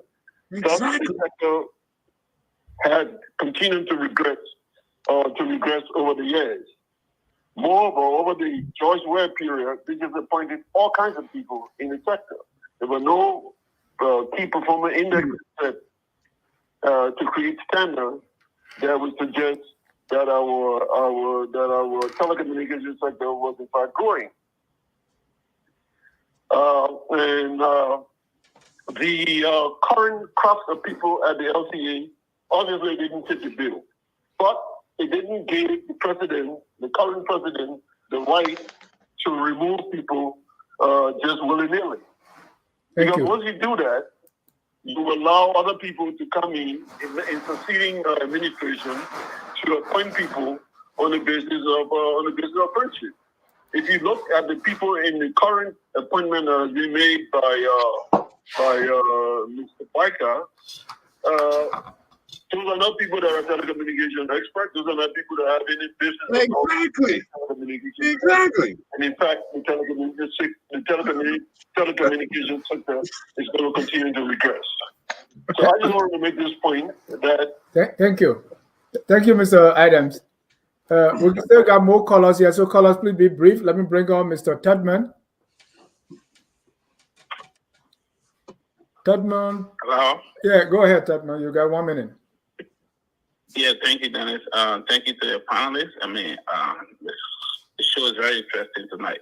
I will stick to the issues being discussed by the previous caller comes to this in the position, and this goes right back to what Mr. Palmer been saying on the show. And leadership, we got to come to realize that the president right now he completely lacks the leadership. If anybody on the panel would say he had a right to dismiss and appoint anybody, these people that have tenants, then what can we say? Can we say right in the United States the president can dismiss anybody from the Supreme Court? No. No, if President Trump fired Comey, FBI director. Yeah, but I mean, so you see, I mean, that tells us President Boakai is, I mean, a lot of missteps, like the other caller said, and the tree had just crashed before he even left the station. So, I mean, we pray that things go better. We want to be positive, but I mean, it is what it is, and we just keep watching. Thank you. Let's keep watching, and let me bring on Mr. James Lassa. Mr. Lassa, you're live. Yeah, thank you, Dennis. Thank you. Great topic. Let me say a great topic. Look, it is sad, but that's the reality. To hear references being made to the president as one who is incompetent or doesn't know what he's doing, that is so much completely to the contrary of what any reasonable person can read between the lines. Dennis, the code of conduct, for example, calls for government appointed officials, in fact, all government officials, to desist from engaging in active politics, using government resources to do politics, government time, and everything. Now, it has been said, I don't need to belabor the point, that to have a tenuous position, like your panelists have rightly said, it's a proof of point to deliver, to distinguish yourself, to serve your people with distinction, and to give you that power so that you can be immune from being dismissed easily, to have job security and therefore independence. But sadly for Liberia, it's always just bad that even such an opportunity will be wasted and abused by those who have been given them. For example, you have the lady from NAFA, I think it's the fishing industry. I like her. I was surprised to see video of her campaigning for Ouija with Ouija picture on it in the street. So, are you saying that's the reason why Mr. Boakai let them go? Is that what you're implying? That's because I'm not I'm not part of the inner working. I want to believe that the law gave the president the power to fire tenured position holders, but only for reason, for a purpose, not for nothing. Right. That is why when we are fired every Martin, he went to court. My understanding is that he got paid for the remaining time. But if you know that there is evidence in the public where you are engaged in politics, you can go to court, and I think the president is doing favor for them by not going to put everything out there. I would think that all of them may not be guilty of that. Other than that, they should have a reason to go to court and prove that there's no, and then we can have a case. But then this is a good example for the future. No, but James, the president is not firing them for any reason. He has not said that. Are you assuming? That's what I'm saying. The fact that he is not stating it does not mean that's not the reason why. Stating it to me is just a matter of polluting or, dirtying their public record. So you think if they got resignation, if they got dismissal letter, there's no reason for that?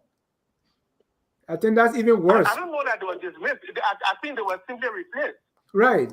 With no reason whatsoever. You don't think they deserve, being a tenure position, you don't deserve to know why you're being replaced? Yeah, I think if they have strong ground, they can go to court and challenge it. But to me, I feel like, for example, come on, Jimmy. Or what the lady need, the lady from the fishery place, where you can see a video and the pictures and everything.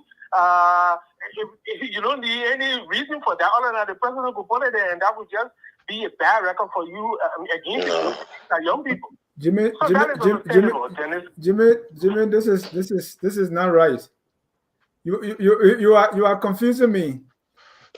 At least tell me that Mr. Boakai is firing them for XYZ reason, but you said he's replacing them, but he's not saying Boakai is firing them. Could you say Boakai is replacing them? Well, officially, some of them receiving dismissal letters. I'm saying, well, I'm not part of the inner working. My assumption is that I respect the president. I believe he is very experienced and very qualified. He knows what he's doing. If any of them feel that they have a right, a case, let them go to court and prove it. Brownie Samaka was a case study for government officials who will go and do bad against the Liberian people and only to use an alibi in the name of the president. These tenure officers and officials will be a case study for future tenure officers to know that even those who are being appointed by Boakai, if there is campaign coming around, they will have to think twice if they want to be part of the political process. That is good for the country, Dennis. No, Jimmy, but that's assumption. But let me take another caller. Thank you very much. But Dennis, I want to make just one last point. Jimmy, you wasted your time on that tenure thing, and I don't agree with you at all. Okay, I accept. Thank you very much. I appreciate it. All right. Let me try Lion Yanko 1 minute. Yes, thank you very much, guys. Well, the statement I just learned from there sounds so deceptive. Well, I'm gonna talk your own, man.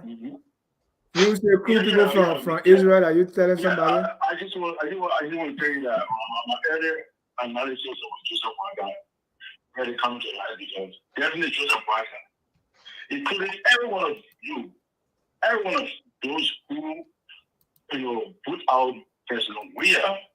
And I'm not really. Stop crying over spilled milk. President Weah is gone. He's not coming by. Let's talk about now. You just mentioned President Weah. I said that President Weah had a very short term. They are making mockeries out of that, and I don't accept that. Sorry. You hate a man feeling, man. The problem. You're facing the problem of I said sorry. Yeah, I understand, brother. But we'll still campaign for you to be Shalom. But what happened is that the Liberian people, it will be consequential to Liberian people. The early, extent of Joseph Boakai corrupting the country, really, it's called for impeachment. Liberians should get ready. This is why I ask the intellectuals, academicians, those intellectuals should start putting it behind us to get in the region and asking the lawmakers what's going to impeach Joseph Boakai. Thank you. Joseph Boakai already failed our nation, and this is not called for. Thank you. left a lot of United Party politicians in their positions, and because he was very, condescending, he was paying attention to the peace process of Nigeria. And you guys, we put that man out because of Joseph Parker, and I can tell you that investors will not come to this country. Thank you. Thank you, Teddy. Amen. Thank you, Teddy. What President, we are go, my man. Okay, let me bring in Mr. Emmanuel Nambwe. Emmanuel, please turn off your device and then we give you 1 minute. You will be our last caller. Yeah, this is Dave Victor Nambwe. Get it right, my young man. Oh, sorry. Yeah, that's okay. Great discussion. I wasn't really, this topic was a discussion again last night. I thought you guys did justice to. I wasn't really going to call in, but when I hear my friend Jimmy Lassa speak the way he is doing, it worries me. Jimmy is a former lawmaker. He's a progressive brother. And this president comes to the national, all of a sudden, most of them are developing tongue twisters. This president is supposed to respect the law. If someone is tenure and you think it's cause for removal, then you set the cause. That was why you're removing it. Other than that, leave them there. Or go to court. But you have to let the law work. You can't just set people to offices because you feel like doing so. And it's something that my friend I really say that when the president should work. This is not Louis out of brain school. We're not talking about case study. Want a functional government that will deliver for our people. This president is causing all confusion, chaos. And they need to advise him. He needs to check himself to go back to the rule of law. So let's continue to discuss this. I hope by doing so, many of my brothers will see the light and agree with us that if I advise this president, we want him to do well. But if he is doing something that is not right, we should develop the courage to tell him so, Mr. President, this one is not right. And doing that, which is very good. Thank you for the opportunity. Thank you. And during this show, I cracked a joke.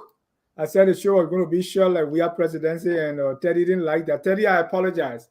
It was just a joke. This was a bad joke. All right. Mr. Grew, you are, let me give you 1 minute, and then we go to our Tabata session. Yeah, I want to make this quick correction. As you cited the legal panel you had, and who made mention to the rights of the president. Okay, the president does have a right to make an appointment on tenure post, and that's established when if it is vacant. Also, the guarantee of a tenure post, the job itself is not guaranteed. But what is guaranteed is the due process right of the individual who occupies the post. And for that person to be dismissed or discontinued, there should be cause, misconduct, and as we list all down the line. There should be an unbiased hearing of fact. So I think he meant to say that the person on the job is not guaranteed, because there could be reasons to have them dismissed by the president, but it got to be transparent. It got to be an unbiased hearing. It's got to be fair, and that person's right have to be respected under the due process. So that's what I was trying to make before we went into the colors, because I said yeah. So maybe he meant to say it that way. He didn't go straight into that. But Dennis, we have come far. We have come so far. We are strengthening our justice system. We are strengthening our peace and reconciliation and stability of our country through our justice system. And I think it is best that we not just the citizens, but our leaders take advantage of this and set a precedent that everybody can follow, that we will be able to go through the right procedure on these things, and not just because this is bad. I mean, as much as he has the right, he has authority to go to court or what have you, at least it should be transparent. People should know why these people have been relieved of the post, and it should be a cause, not just replacing them like that. So it's disheartening business for our country. Thank you. Again, ladies and gentlemen, this is Tough Talking Thursday. At this time, every week, there's some Tabata going on. And Sam Waller started his Tabata already. So let me go around the room for your Tabata of the week. Who wants to go first? Sam Waller says, my Tabata of the week is seeing each cabinet member giving a toast as they were sworn in today. It was incredible. Are these people not aware of the despair and desperation around them? How could they stand around giving toast? These event planners must get rid of the pomp and circumstance and force and focus on the work. I will go if you want, Janice. I will go quick ahead. to get out of the way because it's similar to what we've been talking about. My Tabata is a week that several of the appointments will require expertise in the area. You are putting novices there who have no idea. So it is clear that this administration doesn't intend to move the needle, because as long as you put somebody who has no idea of mining and the industry of telecommunications and the industry of LEC and the power industry, you're not going anywhere. So that's my Tabata. Mr. Patmo. My Tabata of the week is the arrival of Prophet Key to Monrovia and his celebrity status. It says a lot about our society, where we are and where we are headed. Honorable Graves. Why is this guy called? Excuse my ignorance. Why is this guy called Prophet Key? That's the name he gives himself. That's his alias. Go and we dignify by calling him that. My Tabata go to the same individual. He came home, and there were people who were randomly put together to go and welcome him, to show this big welcome. And he got out of the car, and somebody wanted to go talk to him. And then he yelled at the guy, said, "I think the guy want to see his phone." And the guy said, "Oh, but the man be talking about, so I man, we can't help what? Let me go home, yeah." So the man looking terrible. Then he yelled at the he said, "No, I go home. I wear a car, so I had to work on the man yelling at me." I'm not talking about the week. Dr. Dugley. You guys, maybe not, I think, Jimmy and Padma, you guys remember Boshera, Morovia? Yeah. Oh, yeah. With a long pipe. The long pipe and the red coat, and he worked on Rudder Street like a king from one end to another one. That's the father of yeah. Okay, that's my Tabata. I link it up to Prophet Key. Those were the good old days. The man name is Key. Prophet Key. What Prophet? My Tabata of the week is the dismissal of the case against Prophet Key. I think the case has merit and should have been adjudicated by the court. We talked about this yesterday. Maybe they dropped it because that wasn't the case. Yeah, you sue in two places, the same case. Yeah. Civil court and criminal court, so they got to drop one.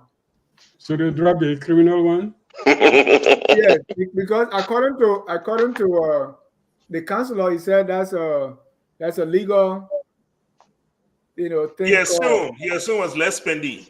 It's less pending, probably. Yeah, he assumed, but that wasn't right. The counselor was assuming in error. You don't do that. If somebody file less pending, you don't just automatically drop the case. The judge will call both parties in. So who dropped the case? Who dropped the case? The judge dropped the case. Right. Without informing the other. Without the consent of the two parties. That was wrong. You can't do that. And people Dempster say my Tabata of the week is dropping Prophet Key charges. my Tabata is as bad as this is, for Judy Andy to leave the court now and on a political stunt, going from one ministry to the other. You either do the case or do the politics. Yeah, that's crazy. Well, I want us to conclude this way. We've said a lot about how the appointments are. What do you suggest the way forward? And Dr. Dukley was saying that if I be superintendent, you see, I'm uniquely qualified to be health minister, information minister, but I chose superintendent because of my love for country. How do we move? How do we move forward, Dr. Dukley? Let me start with you.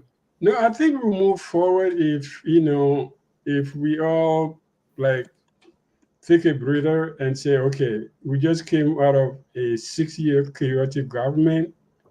and now we're trying to put something different in place.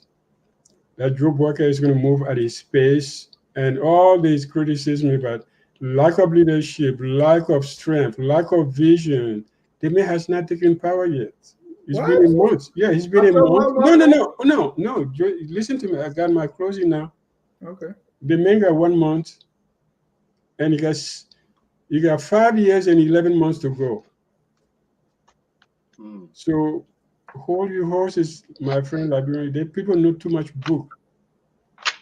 We're running government, and now we are thing. You know, I agree with all the tenure thing discussion. You shouldn't do this. It's all about oppositional point of view.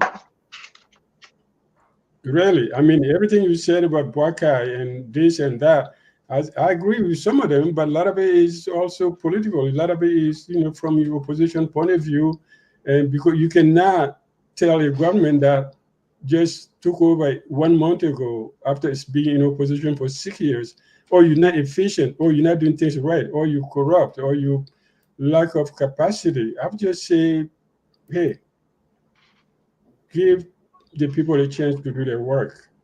See what is good in it. As Mr. William Greaves always tells us, don't always hang on to the negative things. He always reminded us during the weird time going to the election. That was his thought. Don't always castigate Liberia. Don't always castigate our officials, because that reverberates on Liberia itself.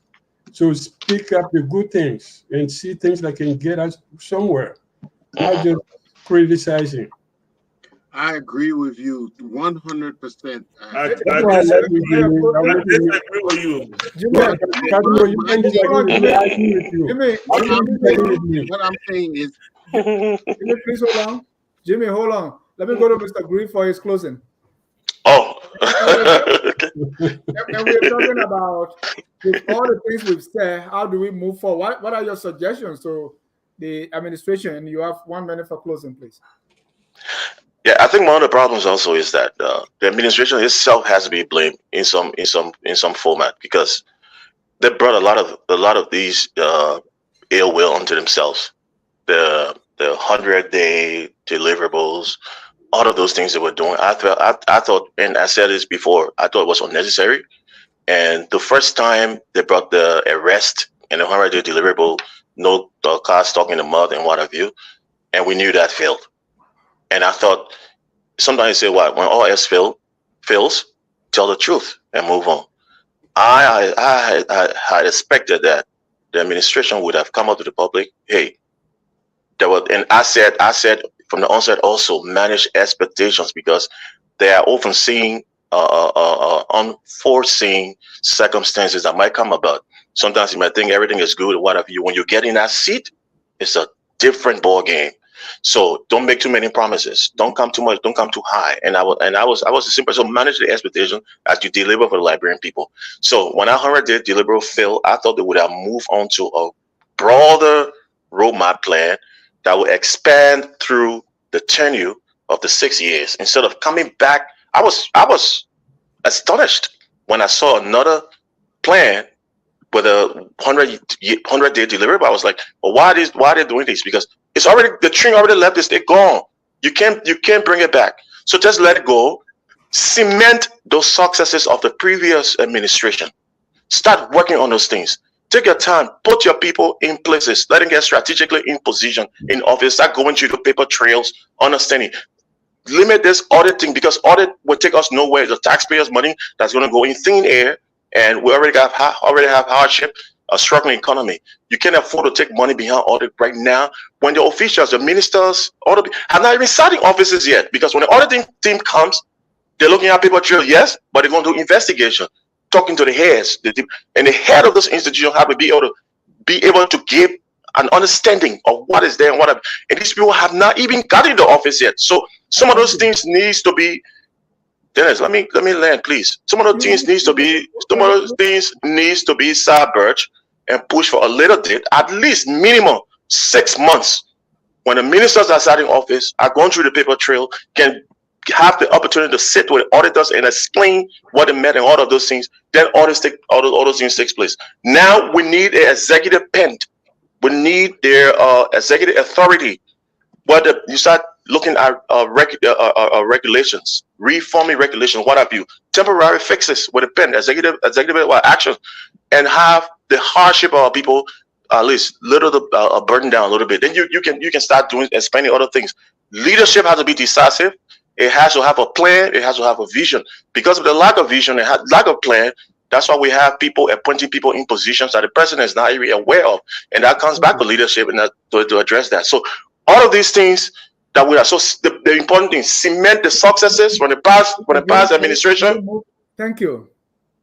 We want to end this thing. You went over 3 minutes, Mr. Padmo. 1 minute for your closing. Unmute yourself, please. Oh Lord, the 1 minute thing. All right, how do we move forward? When it comes to the tenure position, the president just needs to follow the law. He needs to, put on his big boy pants and realize that, governance. You can wear pants. You can tell old man to have big boy pants. Okay. He needs, but he try to act like he's doing it. And he needs to follow the law. Governance is not easy. Governance is not easy, but things are put in place for a reason. Absolute power corrupts. Absolutely. We've heard that before. When it comes to the whole former employee stuff, look, the president just find new people. Things are already tough. Things are already chaotic. Why are you adding more burden to you by bringing in questionable people? Just find new people. I was thinking about it, and I realized why Boakai is so sympathetic to these people. Because once upon a time, Boakai is on fire. Samuel Doe did fire him, and they didn't give him a reason. And a lot of people have speculated that it was corruption. So I understand his sympathy, but this is 2024. Leave that behind. Just find new people. I'll make that clear. That's it. Yeah, That's I'll make that clear. Thank you. But thank you so much. No, Michael. Jimmy. Yes, I'm in the solution business, okay, not necessarily criticism business.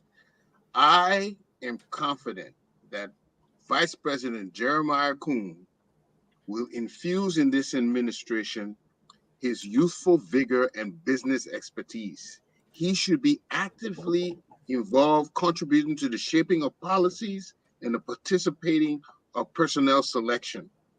It is essential that right now that his capacity for sound judgment be enhanced, so he will be able to provide valuable insight in the near future. I think Boakai should start using him right now. That's my input. Thank you, gentlemen. And it's not. Let's be careful because we disagree with certain individuals. Doesn't mean they're not competent enough. But the president is not doing the right thing by appointing the rightful people. So we got to be a little mindful on that. Yeah. And then another thing, somebody just called me. I wish they called the show. They asked me. We got to close on our grace. Yeah, let me just do this in quick, my business. You already stopping me, wasting the time. I just got a call. I got a call from a listener who just asked me a very important question. So I should clarify this. Okay. Yeah, let me finish, my man. And I made mention of where I live. We got to close. Yeah, let me clarify it. You're wasting time. We got 5 minutes gone already, but you stopping me. I want to thank you. I moved to Manhattan. We want to thank you, gentlemen, for the show. I want to thank our viewers for watching. Until then, we're going to close with our song that says, "We are all Liberians." Have a good night and God bless you. We are Liberians. Liberia is our home. Liberian people. Is educated, everyone.